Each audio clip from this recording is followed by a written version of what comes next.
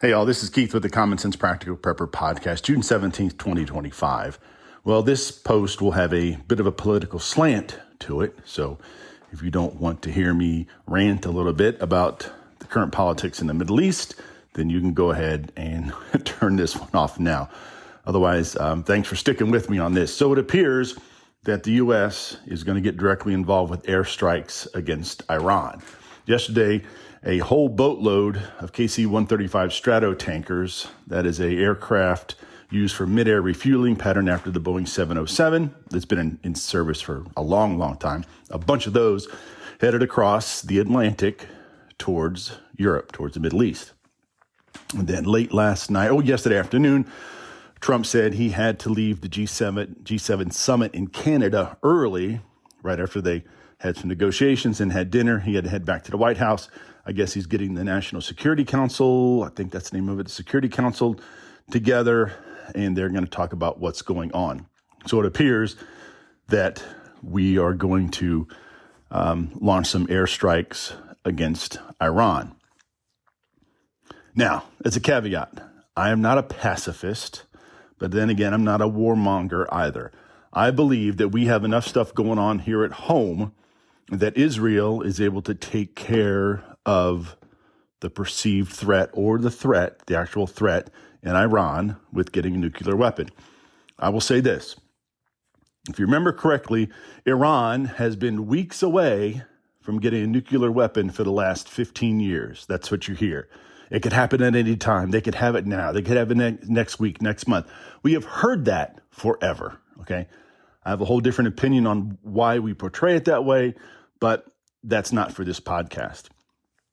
We have been in a proxy war against Russia through Ukraine for the last 3 years.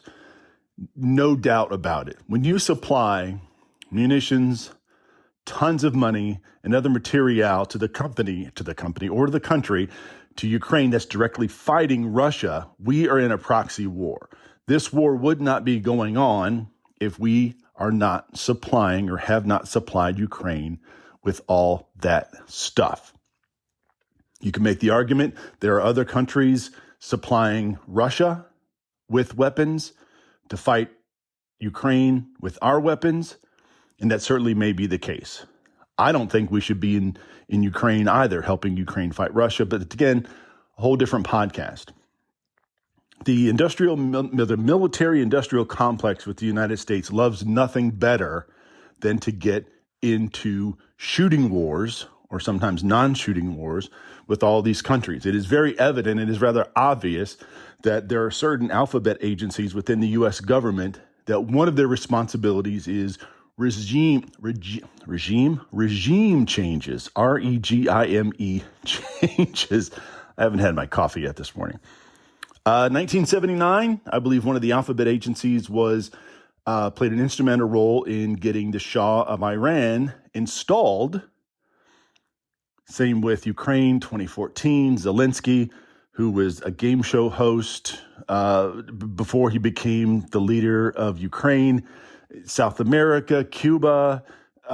We could go on and on. JFK assassination. This alphabet agency is involved in all of this. They have their tentacles in all of these type of things and then more.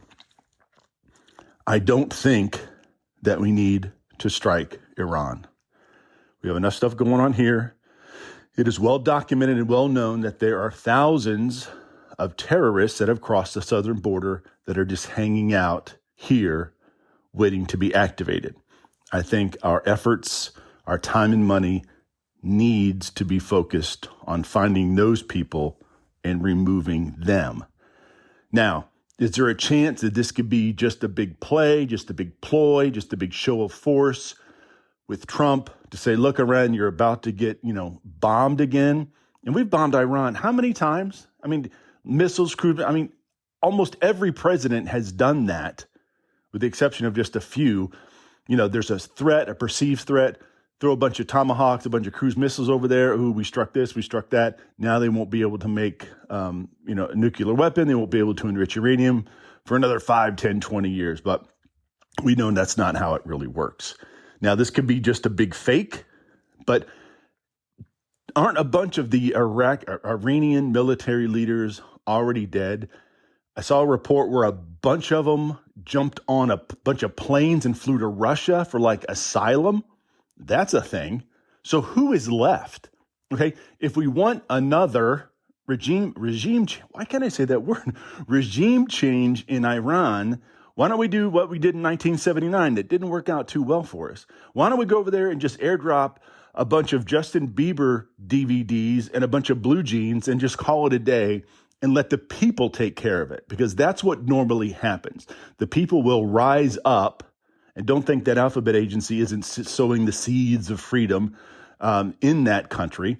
Same with Russia. But anyway, I'm getting off track here.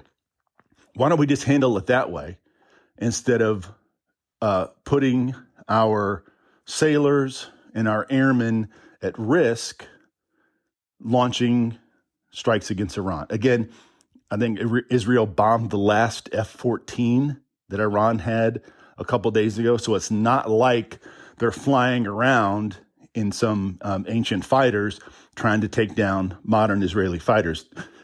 Israel has complete air superiority over Iran. And it appears that they actually have Mossad agents actually on the ground pinpointing the exact location of some of these leaders. They launched a bomb into this guy's bedroom window, took out his apartment and probably a few others, took him out, and the building's still standing. So they're doing some precision bombing with these munitions. So there's obviously some folks on the inside helping them out, which is fine because that decreases civilians and other collateral damage. But I'll try to tie this into prepping if I can. Otherwise, it's just been me ranting about what's going on in the Middle East. I guess, there's still a chance that Iran, I guess if we bomb them, they're not going to have the ability of restricting marine navigation through the Strait of Hormuz. So if anything, just get your preps together. I don't know how this is going to end. I don't know if this is going to set off something else. I don't know if this is going to be the catalyst while we're busy over there for some of these sleeper cells and some of these terrorists to then be activated and attack whatever targets they're supposed to be. There's been talk that churches are on the list, universities, hospitals, soft targets. They're not necessarily going after military installations and that sort of thing, but, universities are certainly soft targets, hospitals especially, and obviously a lot of churches and where people go to pray on Sunday. But that's just me. So again, thanks for hanging out for this little rant, but I think we're really doing the wrong thing. We really need to get our own house in order. And Israel, in my opinion, is doing what they think is necessary. And I don't think we need to get directly or even indirectly involved. Thanks.